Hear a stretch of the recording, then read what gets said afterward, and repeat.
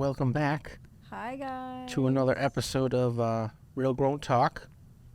My name is Ari, aka Ariel Limas. I'm a loan officer here at Loan Depot. You got the Real Grown Talk signage back there. I'm here with the amazing Ashley Santiago. Ashley Santiago. Good to see you guys again. Yeah, pretty exciting. If you guys are paying attention, I am wearing the same shirt as last time, so please forgive me on that one. That's so funny because when I got dressed today, I went and I looked back at our old videos to make sure I haven't worn this shirt yet. Yeah, I did that, and then I realized that I'm wearing the same shirt. As last But time. I put a hat on because I'm repping the Boston Celtics who are playing at this moment. So go Celtics. Let's go. But what we wanted to talk about today was So I went away to Houston, took a little trip with my girls. Girls trip. Met up with my cousins out there.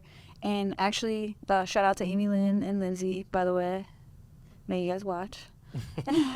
So Lindsay actually asked me when we're out there, she's like, my aunt told me that she wants to use her equity. And she asked me, like, what does that mean? And does she have to pay it back?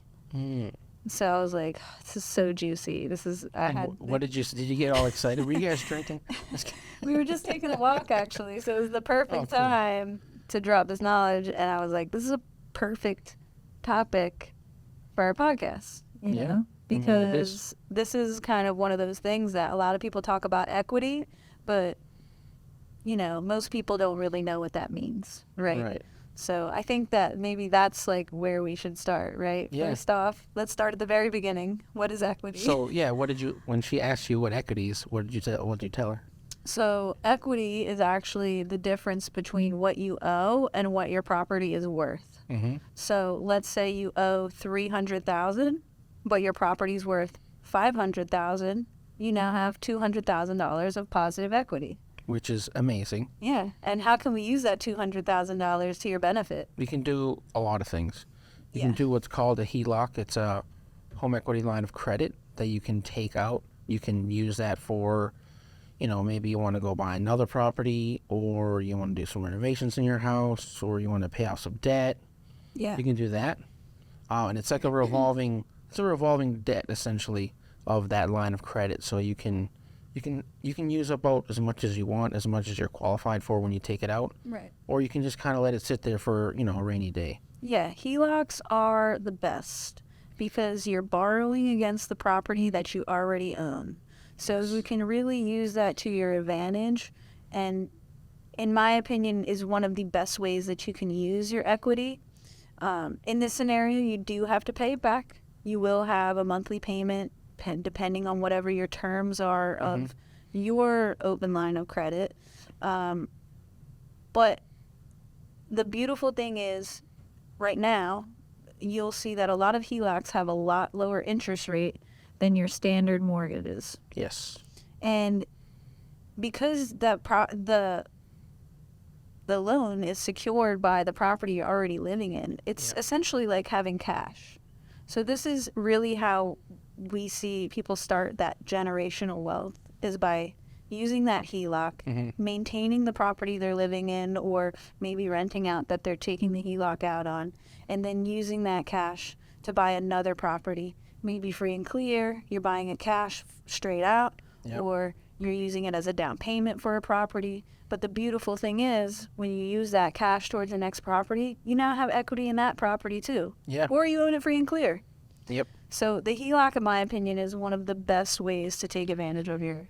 It's pretty awesome. Actually, I talked to my dad the other day. He said the same thing. He's like, I bought my house in 1999. He's like, how much equity do I have in the house? A lot. And then I could tell him. I was like, okay, so what do you owe on your mortgage? And like you said, versus what, the property is actually worth. And he's like, oh, I got that much? I'm like, yeah, go buy something. Yeah. Because he's like, oh, what can I do with this? And I was like, you can do a lot with it. You can do basically anything. It's your money, right? Yep.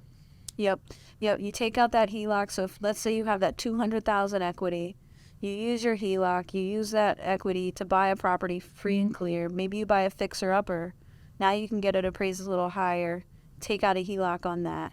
Buy another property. Keep going. And just keep going. Keep going. Just continue on. And that's how people get rich.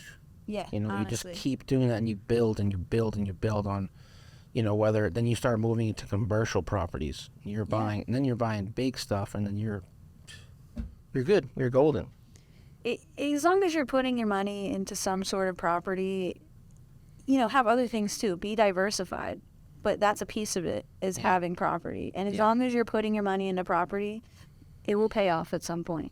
Exactly. It will. Because I think, especially in our market here in Hawaii, it's the best investment you can make. Yeah. Because people are, I mean, look what's going on with the bank crisis. People are pulling their money out of banks and then putting it into real estate because it's the safest bet. Name one millionaire who doesn't own property. I don't know. Maybe a TikTok star. Yeah, maybe some new money, guys, but they ain't gonna have it long, you know. True. Then somebody's probably telling them like, "Hey, you gotta buy. You should buy buy something." property. Yeah, I mean it's a forced savings at the end of the day. Which is great because some people just don't know how to save. Yeah, I mean, if I got a couple dollars in my pocket, Spending it. I'm probably at least gonna hit the drive-through. Yeah, at least on the way home for a little. I've been laying off fast food, but I hope not. all right. So another way that we can tap into equity is, of course, by selling your house. Right. But is it the right time to sell, or do you want to hang on to that longer? That's really the thing that you got to balance there. If you want to, you know, sell your house or not, is it the right move for you? Or like maybe you just want to move somewhere else and you don't want a rental property, like whatever. Maybe you don't want to weigh out of those options. You just want to sell it. That's obvious, like the most obvious way you can tap into that equity. Yeah. And I think, you know, I always talk about how in a bubble we are here in Hawaii in our market. Some people will probably ask, you know, can I lose equity? Right? Right. And technically, yes, if the market just kind of crashes, your property's not worth as much. But like I said, here in Hawaii, I think we're in a bubble where it just constantly is growing year after year. Yeah, like historically, we've never seen a huge drop. Maybe small dips here and there, but Yeah, but I think they're more of a plateau than an actual dip. Yeah, exactly. Because it's always, I mean, think about what we always talk about. It's always high demand, like housing. Yeah, No. there's just always the most basic human need is food, shelter, water. You know, like we always need a place to live. But I think a lot of us really enjoy like a nice, peaceful place to go back to. Yes, of course. You know? It's It's your domain. exactly, and you call it your own, and then you can, like I said, just go. It circles back to the whole equity thing. Yeah. You know, I was talking to a client, and he was telling me, I don't want to buy right now. And I asked him why. And he's like, rates too high. And I go, do you know what that means? And he was like, well, yeah, rates too high, so I shouldn't buy. I'm like, okay, well, what did you hear? He's like, they're high. I'm like, okay, yeah, okay, but what about that? So there's this big misconception that just because rates are high, it's a bad time to buy. Yeah. Which is not necessarily true. I can't believe people are still saying that, though, because there are so many people on the internet that are like, I don't know, maybe I'm just getting pumped with it because I'm a realtor and all I get is other realtors. Like, all I hear is like, now's a great time to buy. Now's a great time to buy. And I've seen it myself as a buyer and as a realtor. Now is a great time to buy, like, because there's still competition out there, but there's so much less competition that it's really, you know, that property you're looking for is going to be available and you're going to have a lot better shot of securing that place. Yeah. So when I was talking to this client, I told him, you know, when rates do drop, home prices are going to go up. Right. So essentially, your monthly is going to stay, you know, within your budget if you want it to be, right? Right. But at the same time, if you wait, you're going to be competing with other people. Home prices are going to be higher. Also, offers are going to be higher. Yep. And then you're going to be stuck. And then what we talked about at previous episodes is that we're in this short window of getting seller concessions. That you're able to do 2-1 buy downs. You protect yourself from what the rate is, right? Right. And there's we have programs. other solutions. Yeah. We've been really successful in helping our clients with other solutions. Yeah, getting Not really having to face that huge rate right off the jump. Yep, and getting into a home with basically not having to put anything down. Right. It's crazy, and we have somebody who's now a realtor that they got into their house and they got some earnest money back. Yeah. Which is great. And that would not happen in the market where there's this crazy. Yeah, I don't mean to laugh, buyers. but it was unheard of back then. Yeah. Yeah. When I have like amnesia from that whole experience. It was a whirlwind. It was a crazy market because, people got discouraged because this is what we do. We're problem solvers at the same time, right? Right. Like, you have to solve problems of not why do people want to buy, right? And I have to solve the problem of like rate versus payment versus, and then you have to deal with the prices. Right. So we're always trying to solve problems. Our problems right now, at least for me, is rate. Oh, yeah. Hands down.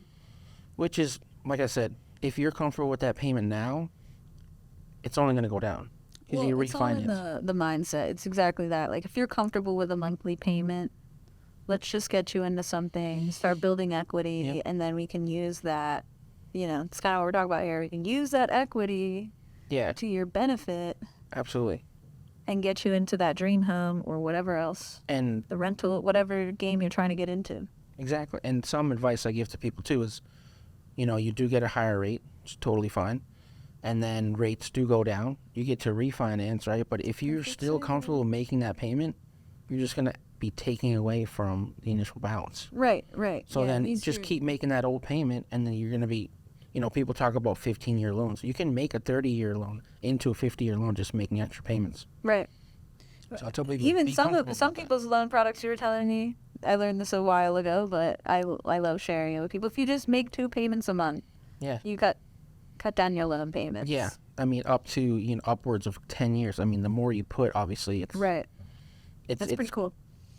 Which people don't really realize that. Yeah. You really could be cutting down your term by paying more than just your minimum payment every month. Exactly. And let's just say you do, you get that rate and then you get a raise. And then you're like, okay, you're even more comfortable with that payment. You get to refi, and you keep making that payment. Same high payment. It's the same thing. And it's refinance, which is the perfect segue into another way to tap into your equity. Refinancing. Yeah. So you could refinance, so let's say you owe $300,000 on that house that's worth $500,000. You could essentially refinance your property. You're basically starting your loan over again at that higher amount. Now, whatever the current rate is. So maybe right now is not a great time to refinance for you, but when we see a dip in rates, it might be, depending on what you have going on and how you want to use your equity. Absolutely. And you can also shorten your term as well. Yeah. It's like getting a whole new loan for your property all over again. So you really have a chance to change your complete terms of what you currently have, rate, years, everything. It really just depends on what product you want to move towards for your next loan. Mm-hmm. But that is another way that you can tap into your equity. Yeah. And then refinancing when the lower rates, you can do cash out refinances. Yeah. But then again, that is more of a case-to-case basis. If somebody wants to do a cash out versus a HELOC, what do you need the cash for? Is it a better idea to get a HELOC? Yeah. It's always, like, if you're looking at any of these options, I would suggest to call your real estate team and weigh your options and see what's more beneficial for you and for whatever your goals are. Absolutely. And again, like, you have to remember that any of these financing options are always going to be pending the value of your house and what you currently owe on it. Yeah. All of those numbers are always going to be looking at that. And they're also going to look at, pretty much the same thing you're going to need when you're getting a new mortgage. All of those same credit, like the documents that you need for the income, and they're going to pull your credit, and you have to have that credit worthiness, and your debt to income is going to be looked at, all of that stuff all over again. Yeah, so even another thing that I also do with clients is if they do buy and their credit's a little lower and they had to get a higher rate because of their credit worthiness, when we go to refi when the rates are lower, I give you a credit building plan. Right. So that not only are the rates lower, but your credit's better, so now you can get a better rate because in 2 ways. So it's just telling people, kind of coaching people on what the future is going to be. That's what we always talk about. We want to educate people. We want to help people get that generational wealth, just to continue to grow, your portfolio in terms of owning real estate and just being able to use that opportunity. I always tell people, owning a home here in Hawaii opens so many doors. For real. You can do anything. Yep. Yep, and like just I mean I can't say enough. Like rent is just so high here. It really just does not make sense. I mean we're seeing like commonly $3,000 rents a month. I mean it's very very common. Like that's a low rent actually. I think for some areas nowadays, like for especially if you need more than 2 bedrooms, it's like it's tough. Rents are getting higher and higher, and it just doesn't make sense.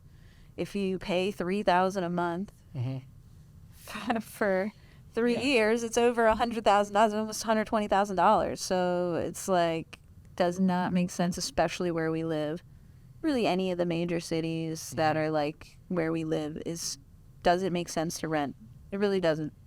No, I mean, I always tell people the opportunity to buy something, especially here in Hawaii, is just, especially, VA. I work with a lot of VA clients, and we were talking about the other episode is just continue to buy places everywhere you were. Yeah.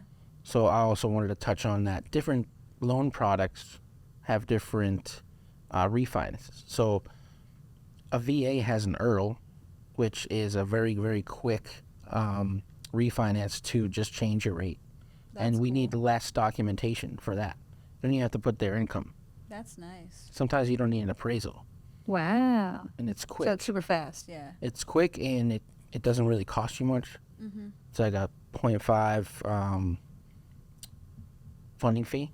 Oh, okay. Yeah. Wow, that's pretty good. It's quick. I mean, it's also That's very quick. fast, You can yeah. do it in 30 days. So, like, when he says there's no appraisal, like, I automatically know that it's a faster process. Oh, yeah, because appraisals 90% of what takes time in the contract when you're buying a house or refinancing or anything is, like, all of those little things that you need to secure the financing. So, like, appraisal is one of them that pretty much everybody needs if they're financing. So, you can understand that the appraisers in your area might get pretty busy, and it could be a little bit of a wait time before you even get that appraisal. So, yeah, that's one of the things that holds. yeah, could hold things up, and if it comes out low, boo. But there's ways, I wouldn't say around it, but there's ways to combat it, Yeah. with the reconsiderations of value for certain loan products. And you can even do it for commercial loan, Pretty cool. but just getting that. The one thing about appraisal is that it is still one person's opinion, so we never know what we're going to get. Sometimes you can get something totally unexpected no matter how many comparisons you've looked at and what you think it might come out at. It's just still one person's opinion, so, everybody feels a little bit differently. So sometimes, there are other stages that we can take to actually, challenge those decisions at times. Yeah. I mean, the appraisal is what the value of your home is, and that's where you get your equity. Yep. So it's kind of going full circle. circle on what equity is and how you can use it, and just the benefits of always having that in your home. Because, like I said, I was talking to my dad, and he's like, oh, I can do all these things. I'm like, yeah, you can. You can. Some people don't know. Just got to get the first one and then... And then get the next open one, that the next lid. one, get the next one, and then you're a millionaire. Yeah. Hopefully everyone who watches this channel turns into a millionaire. That would be awesome. You're a millionaire. I think you You're get a millionaire. You're a millionaire. You should get like a small cut, maybe. If they're generous enough. As long as we're all at the top together, that's all that I care. I like that. I like that. All right. Cool. That was a really fun one. Yeah. Thanks, Lindsay, for the inspiration. Yeah. Thanks for my dad for not knowing anything. Thanks, Just kidding. Ari's dad. He knows stuff. He knows stuff. I'm just kidding. All right. Bye, guys. Peace.